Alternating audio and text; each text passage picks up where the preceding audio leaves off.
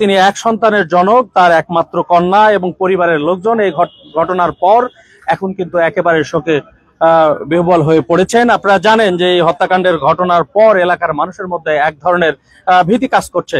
এই আবু সাইদ পেশায় একজন গ্যারেজ এবং বালির ব্যবসা করত এবং এই বিষয়কে কেন্দ্র করেই মানুষের মধ্যে নানা ধরনের বক্তব্য কিন্তু চলছে, কেন কি জন্য তাকে হত্যা করা হয়েছে। এবং আমরা আপনাদের দেখাতে চাচ্ছি যে এই যে লোকজন ঘিরে আছে চারদিকে, এই জায়গায় কিন্তু তাকে মানে উপর্যুপরি ছুরিকাঘাত করা হয়েছে এবং করেই তাকে হত্যা করা হয়েছে। দর্শক, আসলে কিছু নীতিমালার কারণে আমরা আপনাদেরকে সেই রক্তাক্ত জায়গাগুলো দেখাতে পারছি না এবং দেখছেন যে চারদিকে প্রচুর মানুষ এবং আমরা তার বাসায় গিয়েছিলাম, কথা বলেছি তার স্ত্রীর সাথে, তার পরিবারের লোকজনের সাথে, এবং তারা কিন্তু বলছেন যে এই হত্যাকাণ্ডের পিছনে কি কারণ আছে সে কারণটা কিন্তু তারা এখনো বলতে পারছেন না এবং পুলিশও বলছেন একই কথা যে এর পিছনে কি রহস্য, এই রহস্য তারা এখনো উদ্ঘাটন করতে পারেনি। তবে যেটা সত্য সেটা হলো যে মাঝে মধ্যেই কিন্তু বগুড়ায় এই ধরনের হত্যাকাণ্ডগুলো সংঘটিত হচ্ছে এবং এই হত্যাকাণ্ডের পিছনে যে কারণগুলো, সে কারণগুলো উদ্ঘাটন করছে এবং অনেকে গ্রেফতার হচ্ছে, কিন্তু হত্যাকাণ্ড কিন্তু বন্ধ হচ্ছে না।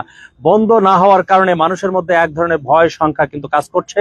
নির্বিঘ্নে মানুষ চলতে ফিরতে পারছে না এবং তারা দাবি করছেন যে প্রশাসন দ্রুত উদ্যোগ গ্রহণ করবেন যেন এই হত্যার পিছনের কারণগুলো কি, কারা এই হত্যাকাণ্ডের সাথে জড়িত, কি কারণে এই খুনগুলো হচ্ছে এবং খুন যেন বন্ধ হয়, সেই বিষয়গুলো কিন্তু তারা বারবার দাবি জানিয়ে আসছেন। আমরা এটা কথা বলতে চাই যে আবু সাইদ প্রসঙ্গে। আবু সাইদ একজন গ্যারেজ ব্যবসায়ী এবং পাশাপাশি ইট সিমেন্ট বালির এই ব্যবসার সাথেও তারা জড়িত আছে। তার স্ত্রী বলেছেন যে তার একমাত্র সন্তান, এই কন্যা সন্তান এখন এতিম হয়ে গেলেন, এই সন্তানের দায়িত্ব কে নেবেন, তার স্ত্রীর দায়িত্ব কে নেবেন এবং এই রাষ্ট্র এবং প্রশাসন এই বিষয়গুলো কে দেখা দরকার বলে এলাকাবাসী দাবি করেছেন। তার বৃদ্ধ বাবা বলছেন যে সংসারে যে তার 4 ছেলে 2 মেয়ে, এর মধ্যে এই ছেলেটা মারা যাওয়ায় তাকে বড় শোক পেতে হয়েছে এবং তার পরিবারের অর্থ উপার্জনের একটি অন্যতম মাধ্যম কিন্তু এই সন্তান ছিল।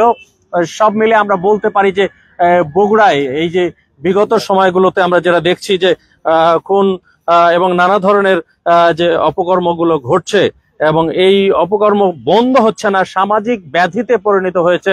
আসলে এই সামাজিক ব্যাধিতে পরিণত হওয়ায়